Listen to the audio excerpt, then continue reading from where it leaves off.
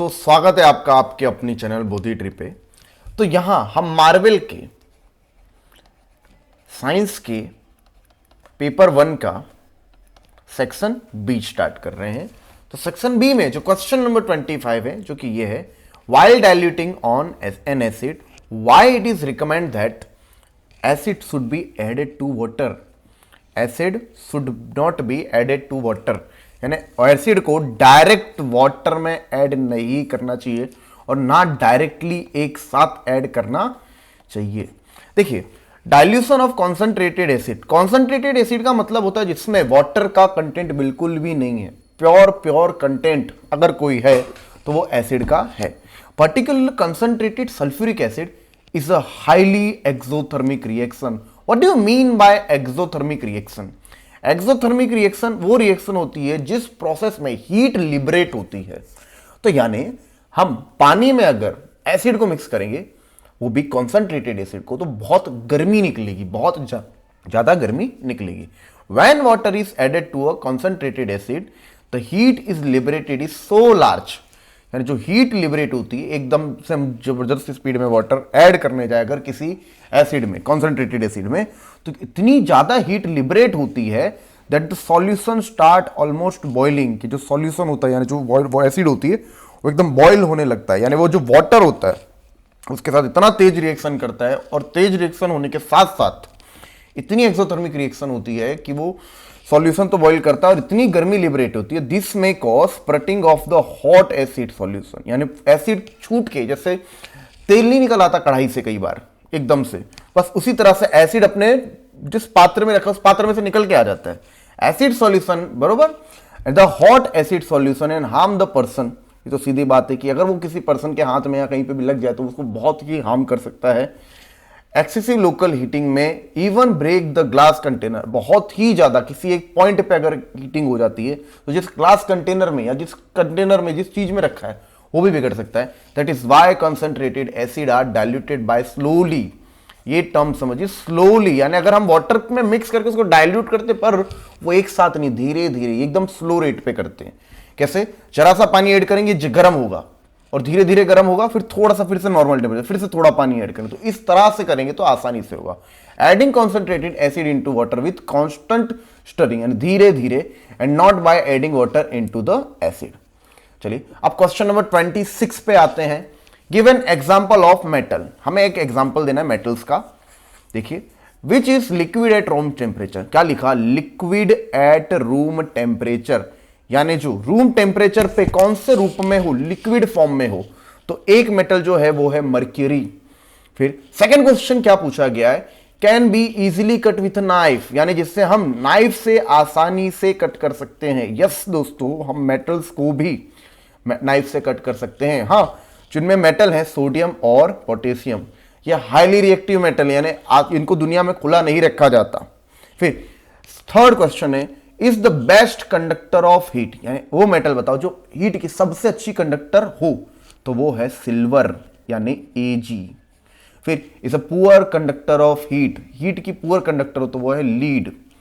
चलिए question number 27 पे, right 2 points of difference between Mendeleev periodic table and modern periodic table. तो देखिए, Mendeleev के पीरियडिक टेबल में डिफरेंस का पॉइंट नंबर 1 वो की दिया हुआ है, इट है 6 पीरियड इन 8 ग्रुप। इसमें कितने पीरियड है? 6 पीरियड है, और कितने ग्रुप है? 8। और मॉडर्न पीरियडिक टेबल में 7 पीरियड हैं और कितने ग्रुप हैं? 18 ग्रुप्स हैं। फिर सेकेंड पॉइंट ऑफ डिफरेंस दिया गया है, noble gases are not present. याद रखना, कौन सी गैसेस प्रेजेंट नहीं है? तो वो है नोबल गैसेस। नोबल गैसेस की आउटर मोस्ट ऑर्बिट फिल्ड होती है, यानी ये केमिकली इनर्ट होते हैं, ये केमिकल रिएक्शन नहीं करते। और मेंडलीव ने अपना पीरियोडिक टेबल हाइड्रोजन और ऑक्सीजन के साथ प्रोसेस करके देखा था, जो जो एलिमेंट था। अब जो इनर्ट गैस है वो तो प्रोसेस करने वाले हैं ही नहीं, तो वो ढूंढ ही नहीं पाया था उस वक्त। फिर noble gas are arrange in separate group, हाँ, और इनको कौन से ग्रुप में डाला गया है? ग्रुप नंबर 18 में। चलिए, transition element are not present. फिर इधर transition element are separate in separate group, ये जो बीच का ग्रुप होता है ना, जिसको हमने 7th ग्रुप के, वो 7th पीरियड के एकदम नीचे लिखा होता है वो। फिर the arrangement of element is done on the basis of, क्या किसके बेस पे हम लोगों ने अरेंजमेंट किया है? एटॉमिक मास के हिसाब से। And what do you mean by atomic mass? Atomic mass is equal to number of proton या mass of proton plus mass of neutron. और इट इज, देखो, the arrangement of element is done on the basis of atomic number. इसमें हमने जो arrangement किया वो किस basis पे किया है? तो वो जो बेसिस पे हमने अरेंजमेंट की है वो है एटॉमिक नंबर। एटॉमिक नंबर का मतलब number of proton which are present in the atom, in the nucleus. Nucleus में कितने प्रोटॉन हैं वो एटॉमिक नंबर होता है। चलिए अब आगे बढ़ते हैं। Question number 28, the atomic number of an element. जो एलिमेंट क्या है हमें नहीं पता, बट उसको उसको हमने बोला एलिमेंट नंबर एक्स या एलिमेंट एक्स। उसमें कितने, उसका एटॉमिक नंबर है 12। एटॉमिक नंबर 12 है तो ये मान लो उसके पास 12 प्रोटॉन होंगे और 12 उसके न्यूट्रल फॉर्म पे 12 इलेक्ट्रॉन होंगे, बरोबर। अब पहला क्वेश्चन ये पूछा गया है, identify element x and rights it's electronic configuration. तो एलिमेंट एक्स इज मैग्नीशियम, कितना एटॉमिक नंबर है 12। तो 12th जिसका एटॉमिक नंबर हो वो एलिमेंट है मैग्नीशियम। और मैग्नीशियम का इलेक्ट्रॉनिक कॉन्फ़िगरेशन है फर्स्ट ऑर्बिट में के सेल में 2 इलेक्ट्रॉन आते हैं, एल में 8 और एन में के एम में आते हैं 8। पर देखिए इसके पास, इसका तो नंबर 12 है तो इसके पास टोटल 12 इलेक्ट्रॉन ही होंगे। तो देखिए 8 और 2 10, तो आउटर मोस्ट में कितने आएंगे 2। अब ये कौन से ग्रुप में आएगा? देखिए आउटर मोस्ट ऑर्बिट में 2 इलेक्ट्रॉन है तो ये सेकेंड ग्रुप में आएगा, बरोबर। और कौन से पीरियड में आएगा? थर्ड पीरियड में। वो देखिए magnesium is second group and third period. कैसे? देखिए इससे तो हमें पता चल गया। और कितनी ऑर्बिट, कितनी इसके इलेक्ट्रॉन, वो इसकी कितनी हम सेल भरी 1 2 3, 3 सेल भरी तो उतने पीरियड में, थर्ड पीरियड में आएगा। और आउटर मोस्ट ऑर्बिट में कितने इलेक्ट्रॉन? 2। तो देखो second group and third period. अब क्वेश्चन नंबर 31 पर हम आते हैं। Question number 31, what is meant by saying that the potential difference between 2 point is 1 volt. 2 point के बीच का पोटेंशियल डिफरेंस 1 वोल्ट है। इसका सिंपल मतलब क्या है? Name the device help the maintain the potential difference across the conductor. And वो device का नाम बताओ जो 2 एंड में पोटेंशियल डिफरेंस मेंटेन करने का काम करता है या मेजर करने का काम करता है। चलिए देखते हैं। इट इज, बरोबर, 1 joule of work required to make charge amount of 1 coulomb from 1 point to another. 1 minute. Volt is equal to work done W upon Q। देखिए एक चार्ज Q को, देखिए एक चार्ज Q है, उसको इलेक्ट्रिक फील्ड के against point A से point B पर लाने के लिए इलेक्ट्रिक फील्ड के अगेंस्ट जो वर्क करना पड़ता है वो ही हमारा वोल्ट या पोटेंशियल डिफरेंस होता है। पोटेंशियल डिफरेंस को हम वोल्ट में मेजर करते हैं। सुनिए फिर से, work done to bring the charge Q to bring from point A to point B against the electric field is known as electric potential. ठीक है, it is 1 joule of work. देखिए अब हमने बोला 1 वोल्ट, तो देखो 1 वोल्ट, तो देखो 1, देखो 1 और 1 तभी आएगा 1 यहां पे। और 1 मिनट, वॉट, 1 मिनट, वर्क की यूनिट है जूल और चार्ज की यूनिट है कूलम। यानी 1 कूलम चार्ज को पॉइंट ए से पॉइंट बी पे ले जाने के लिए अगर मैं 1 जूल की अमाउंट खर्च कर रहा हूं तो मैंने 1 वोल्ट का पोटेंशियल डिफरेंस होगा, ये कहा जाएगा। और कौन होता है, कौन इसमें रेगुलेट करने का काम करता है? तो वो आता है बैटरी या सेल कह सकते हो। और वोल्ट मीटर इसे मेजर करने का काम करता है। अब क्वेश्चन नंबर 32, क्वेश्चन नंबर 31 था ये और ये क्वेश्चन नंबर 32 है। State Ohm's law, derive the equation for the law. अब देखिए स्टेट ओम्स लॉ, देखिए इसमें क्या लिखा है? At constant temperature. ये इंपॉर्टेंट चीज है। ओम्स लॉ तभी वैलिडेट होता है और तभी काम करेगा जब क्या है? टेम्परेचर है कांस्टेंट, यानी टेम्परेचर चेंज होना नहीं चाहिए। अगर टेम्परेचर चेंज हो रहा है तो you could not apply Ohm's law.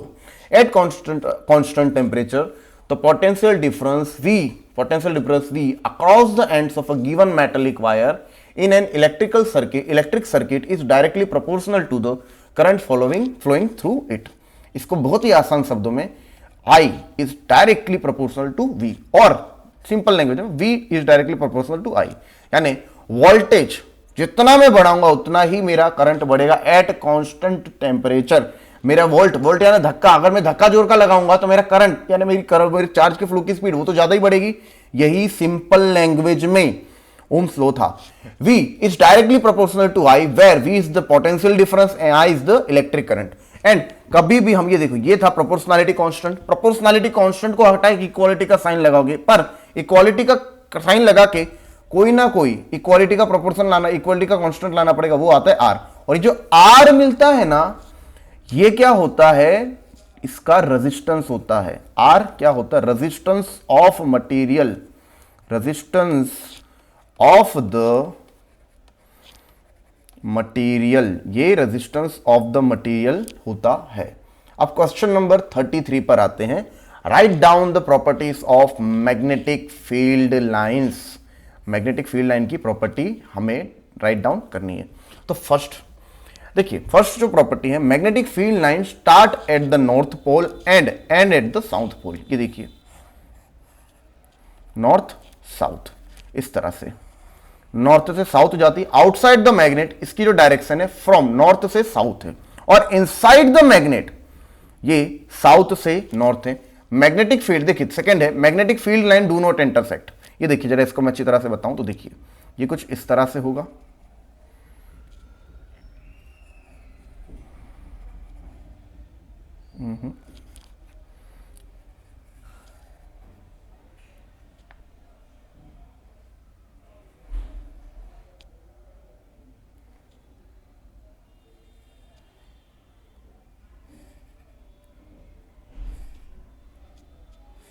देखिए। अब देखो, magnetic field line do not intersect each other, यानी देखो ये जो लाइन है, ये दो एक दूसरे को कभी भी नहीं काटेगी, कोई भी लाइन एक दूसरे के पाथ को ट्रेस नहीं करेगी, बरोबर। फिर do not intersect each other because they cannot, बरोबर, there cannot be two direction of the magnetic field at the one point, यानी एक ही पॉइंट पे मैग्नेटिक नीडल आपको दो डायरेक्शन नहीं दिखा सकती, यहां दो तरफ नहीं जाएगी, वो किसी एक ही डायरेक्शन को बताएगी। और एक ही डायरेक्शन, मैग्नेटिक नीडल वही डायरेक्शन बताएगी जिस तरफ मैग्नेटिक फील्ड है। मैग्नेटिक फील्ड का वो अगर एक ही डायरेक्शन बता रही तो सिंपल एक ही डायरेक्शन पे जा रही है, अगर दो क्रॉस होती तो वो यहां की डायरेक्शन भी बताती, यहां की भी बताती, और ऐसा होता नहीं है। इसके लिए हम कह सकते हैं कि मैग्नेटिक फील्ड लाइन एक दूसरे को इंटरसेक्ट करती नहीं है। फिर second, the degree of closeness of the field line depends upon the strength of magnetic field, stronger the field closes the field line, यानी हमारे मैग्नेटिक फील्ड की इंटेंसिटी किस पे डिपेंड करती है, वो मैग्नेटिक लाइन की फ्लक्स पे बोल सकते हो। फ्लक्स तो चलो थोड़ा टेक्निकल वर्ड हो जाएगा, हम ये समझते हैं यूनिट एरिया। देखिए यहां पे ये यूनिट एरिया पे 3 लाइन क्रॉस कर रही है, यहां पे 6 लाइन क्रॉस कर रही है, तो देखिए जितनी ज्यादा लाइन क्रॉस करेगी उतनी मैग्नेटिक फील्ड की स्ट्रेंथ पावरफुल होगी, यानी magnetic field is directly proportional, the strength of magnetic field is directly proportional to the line crossing in a unit area. चलिए अब क्वेश्चन नंबर 33 पे आते हैं। एक्सप्लेन 2R, टोटल 5 R है, उसमें से 2 R हमें कोई भी रैंडमली बताने हैं। तो फर्स्ट R जो लिखा हमने बताया रिफ्यूज, और सेकंड R जो हम चूज करें वो है रिड्यूस। अब देखिए पहला जो R है वो refuse, this means to say no to things people. देखिए no to things people after you that you don't need. सबसे इंपॉर्टेंट चीज, तुम्हें वो चीजों के लिए ना कह देना है जिसकी आपको जरूरत नहीं है। Refuse to buy product that can harm you and the environment, say no to single use plastic carry bag, यानी ना पाड़ो अगर जरूरत नहीं है। फिर रिड्यूस, इसका मतलब है कि कम यूज करो। देखिए रिड्यूस आ गया, रिड्यूस का मतलब होगा this mean that you use less, आप कम चीजों का यूज करें। You save electricity by switching off unnecessary light and fans, you save water by repairing, बरोबर, repairing leaky taps, do not waste food, यानी जितना भी हम अननेसेसरी यूज कम करेंगे उतना अच्छा रहेगा। फिर क्वेश्चन नंबर 37 पे आते हैं। What is biodiversity? टर्म देखिए biodiversity, what is main aim to conserve biodiversity. अब देखिए बायोडाइवर्सिटी पे लिखा है, biodiversity is the variety of life form can be found on earth, यानी जो वैरायटी ऑफ लाइफ, इसमें जो इंपॉर्टेंट टर्म है वो है वैरायटी ऑफ लाइफ। फिर as well as to the communities that may form and habitat in which they live. Man aim to conserve biodiversity is to protect biodiversity which we got heredity. Important समय बताया। तो biodiversity का बहुत basic मतलब है कि कितनी भिन्न भिन्न या कितनी अलग अलग, कितनी डाइवर्सिफाइड चीजें या प्रजातियां एक जगह पे रह सकती हैं। अब इनका एक अपना पूरा फूड नेटवर्क होता है और पूरा एक ना एक वो होता है, क्या बोल सकते हैं हम लोग, इनका पूरा एक इकोसिस्टम होता है। अगर आप बायोडाइवर्सिटी के एक भी एनिमल को खत्म करते हो या एक भी उसकी लिंक को खत्म करते हो तो आप समझिएगा, आपको समझ सकते हैं कि अपनी लिंक तोड़ी है, और वो लिंक तोड़ने की वजह से जुड़ी हुई जितनी भी चीजें वो भी बिगड़ सकती हैं। और वो बिगड़ना, ये समझ लीजिए आप डोमिनो इफेक्ट क्रिएट कर रहे हो, इसमें आपको लगता है कि आपने छोटी सी गलती की है, पर इसके लॉन्ग कॉन्सिक्वेंसेस बहुत खतरनाक हो सकते हैं। तो हमें बायोडाइवर्सिटी को कंजर्व करके रखना चाहिए, क्योंकि हमें नहीं मालूम कि हमने कौन सा दरवाजा खोल दिया है। तो दोस्तों, मार्वल के पेपर नंबर 1 का सेक्शन बी भी हम लोगों ने डन कर लिया है। स्टे ट्यून्ड, अब हम लोग सेक्शन सी की तरफ वीडियो अपलोड करेंगे।